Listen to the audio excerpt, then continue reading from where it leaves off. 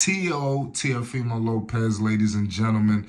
Listen, he has came out with some flashy statements, and he basically is coming out saying that Gervonta Tank Davis and Shakur Stevenson is ranked above Devin the Dream Haney. We're going to get into it all. We all know Teofimo Lopez is coming off just an electrifying performance against Josh Taylor. Nobody expected him to win. People done joked on Teo. They wrote him off. They thought his career was over, but, I mean, we got to pay the utmost homage. And now, when this man is speaking, people are listening. And you know what it is. If you rocking with Teofimo Lopez, Gervonta Tank Davis, Devin Haney, Shakur Stevenson, make sure you hit the subscribe button. It's Flight Sports. We're going to bring more news updates and more on this discussion. But he came out and emphatically came at Devin Haney and said that he was dead last. I mean, this is pretty crazy. I think it's a method to the madness, because, we all know the situation with possibly a fight between Devin Haney. We all know this guy, Bill Haney, wasn't at that fight for no apparent reason. These guys ain't just pulling up the fights just for the hell of it. You understand? They were scouting the winner of that fight. Teofimo Lopez and Devin Haney should have been got it on. We're going to get all into that, but we all know that he lost to Kambosos. So I will give Haney that. I believe that if Teo beats Kambosos, I think we would have maybe had this fight already. Pay the utmost homage, man. Teofimo Lopez, 19-1. Just fresh off that big time victory.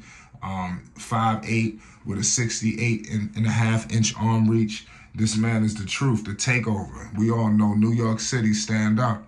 Devin Haney, 30-0, 15 wins by the way of knockout. We all know undisputed IBF, WBA, WBC, WBO, the Ring Magazine. Pay homage. This guy, he's a top target. Now he got to figure out what he's going to do, because you got a lot of hounds all over you. In this division, people are waiting you at 140. It's like it's not going to be safe for Devin Haney nowhere. I think there's going to be big fights everywhere, and I think he knows it. And now it's up to Devin Haney to decide what is he going to do. And we are all patiently awaiting that news. And make sure you subscribe. So I want to give you the quotes from the takeover. He says this: technical-wise, it would be Shakur. Power and speed, it would be Tank. And Devin Haney is the last of the bunch. I think Shakur knows it and Tank knows it too. That's lunch food. So that was what he said. He said that Devin Haney is lunch food. And did you see the swagger? Like I said, the high steps, the move, everything was in play for the takeover. So he feeling confident. And the crazy part about it is, now that the takeover is fresh off that win, everything is holding weight. Everything he's saying is hurting. Maybe before it would just roll over. Now when Teo is talking, it's hurting. These words are piercing now. They can't deny this man now. When everybody got to pay this man attention. Going down to Errol Spence, going down to Terrence Crawford. Everybody is all eyes on Teofimo Lopez. And we all know this retirement situation. Come on, it's business. These guys are getting pennies on the dollar. I think, what are they getting, $1 million a fight? After taxes, you got all these other people that got to eat. It's really nothing. Some of these other fighters are making massive amounts of money, and Teofimo Lopez probably feel like, yo, listen, I'm on the same level. What's going on? But it is what it is. The WBO gives undisputed champions who move up in weight mandatory status for their belts, meaning a clash between Teofimo Lopez and Haney in the next 6 to 12 months is a real possibility. So I just want to let all y'all know that it's not all she wrote for all this to go down.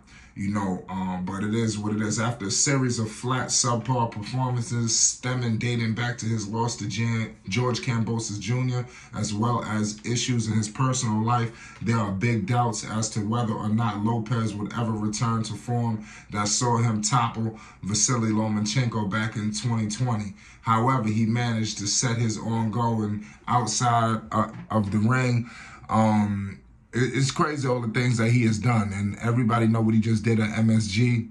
You know, Lopez, he's basically stuck and maintaining that, listen, I'm retired, you know, but he did say that if the money is right, you know, in so many words, you know, we can make something happen. So I know boxing fans everywhere, we ready to make something happen. You already know it's a crazy ordeal already, you know, with this situation. You know, I think all three of these fighters, you know, are electrifying, you know, in terms of Devin, Haney, Shakur. You know, Shakur personally, out of these guys, I think obviously is the more technical. And I think that a fight between Shakur and Tank, I think would be crazy because, you know, you really don't know who's going to win. You don't really know who's going to win against Devin either. A lot of people write Devin off like he's a joke, you know. And I ain't going to lie, that performance against Lomachenko wasn't the most, you know, I think people are starting to grow into, okay, yeah, he did win, but that's not in a lot of people's eyes, that was not a clear-cut victory, you know. But it is what it is at the end of the day. Again, a fight against Devin and Shakur would be crazy. A fight against Tank and Devin. You know, I think Devin could, listen, Devin to me is tough. Do people feel like he's the best out of all three of them? I don't know about that. You know, the ultimate equalizer, man, Tank can drop, really Tank can hurt all of them, you know, and that's the problem for Shakur Stevenson. You know, as electrifying as he is, like I said, Shakur is one of my favorite boxers, but that's a problem. You know, a guy like Devin Haney, like I said, Devin is more like a program fighter in terms of just trying to win. So Devin it might not be pretty, similar to the Lomachenko fight. You know, he just going to go out there and get a victory, but it might not look good, is what I'm trying to explain. It might not be clear-cut. It might not be the fight that everybody wanted to see. It might be boring, but he's going to somehow scratch and claw and get the victory through hell or high water. So that seems to be Devin Haney's calling card, in my opinion. Now, let's see what happens. But let me know in the comment section, is Devin Haney truly the weaker of the three? You know, and what would a fight look like between him and Teofimo Lopez? Teo, like I said, all this chirping, all this talking, it ain't for nothing.